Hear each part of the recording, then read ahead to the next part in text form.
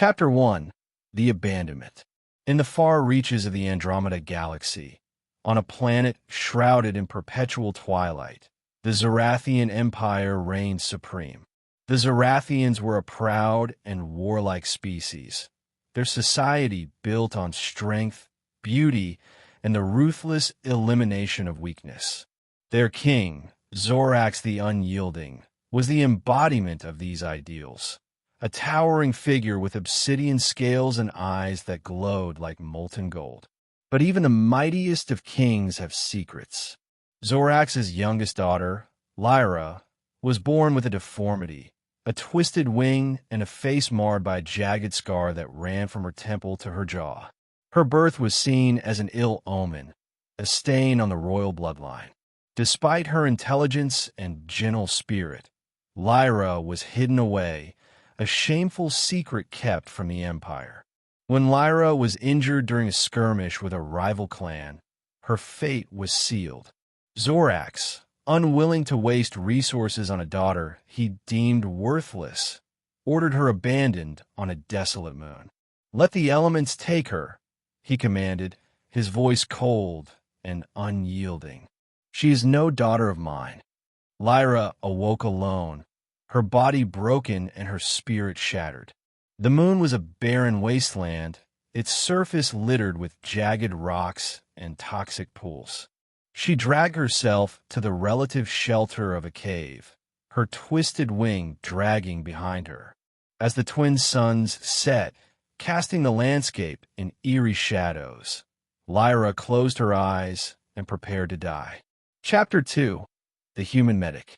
Dr. Elias Carter was a long way from home, a medic aboard the interstellar research vessel Erebus. He had spent the last 5 years traveling the galaxy, studying alien ecosystems and providing medical aid to colonies in need.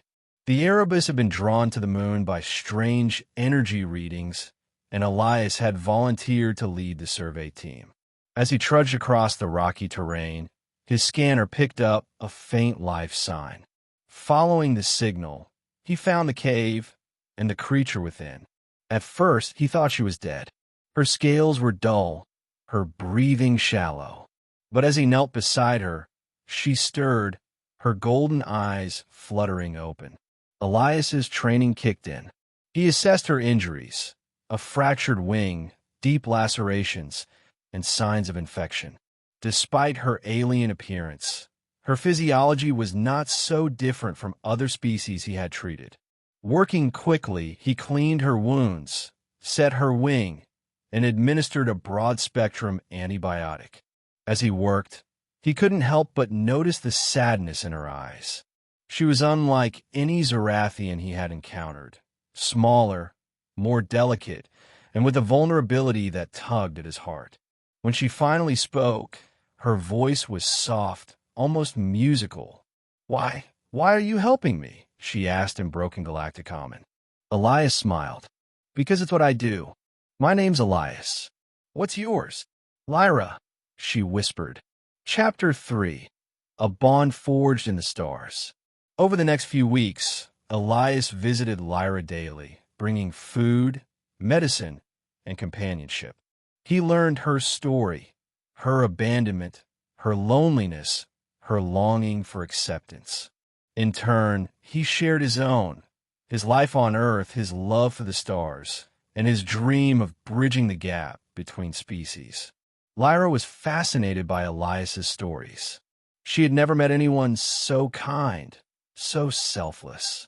Despite her scars and deformity, he treated her with respect and compassion. Slowly, she began to heal, not just her body, but her spirit. One evening, as they sat beneath the moon's twin suns, Lyra turned to Elias. "You are different from others I have known. You see me, not as I appear, but as I am." Elias took her hand, his touch gentle. "You're beautiful, Lyra, not just on the outside, but on the inside. Your scars don't define you." For the first time in her life, Lyra felt truly seen. And in that moment, something shifted between them, a connection that transcended species, a bond forged in the stars. Chapter 4. the king's wrath. Word of Elias's discovery reached the Zarathian Empire. Zorax, furious that his shame had been exposed, dispatched a fleet to retrieve Lyra and eliminate the human who had dared to interfere. The Erebus was no match for the Zarathian warships. As the crew prepared for evacuation, Elias refused to leave Lyra behind. "I won't let them take you," he vowed. But Lyra knew the cost of defiance. "If you stay, you will die," she said, her voice trembling. "I cannot lose you." Elias cupped her face in his hands. "Then come with me. We'll find a way to escape together." With the warships closing in, Elias and Lyra fled to the Erebus's shuttle. As they launched into the void, the Zarathian fleet opened fire. The shuttle was hit, its systems failing.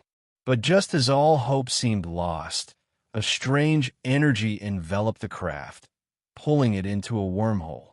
Chapter 5: A New Beginning. When Elias and Lyra emerged from the wormhole, they found themselves in an uncharted sector of the galaxy. The shuttle's systems were damaged beyond repair, but the planet below was habitable, a lush, vibrant world teeming with life. As they explored their new home, Elias and Lyra realized they had been given a second chance. Far from the reach of the Zarathian Empire, they could build a life together, a life free from prejudice and fear. Over time, they discovered that the planet had a unique energy, one that accelerated healing and growth. Lyra's wing began to mend, her scars fading. But more importantly, she found peace. With Elias by her side, she learned to love herself and to embrace the future. Years passed, and their bond grew stronger. They built a home, a sanctuary for others who had been cast out or abandoned. Together, they created a new society, one founded on compassion and acceptance. Chapter 6: The Legacy. One day, as they stood on a hill overlooking their settlement, Lyra turned to Elias. "Do you ever wonder what happened to my father?" Elias wrapped an arm around her. "He lost something precious when he abandoned you. But we've gained so much. You've shown me that true strength lies in kindness and love." Lyra smiled, her golden eyes shining. "And you've shown me that I am worthy of love, just as I am." As the twin suns set, casting the sky in hues of orange and purple, Elias and Lyra looked out over their world. A world they had built together, a world where differences were celebrated and no one was left behind.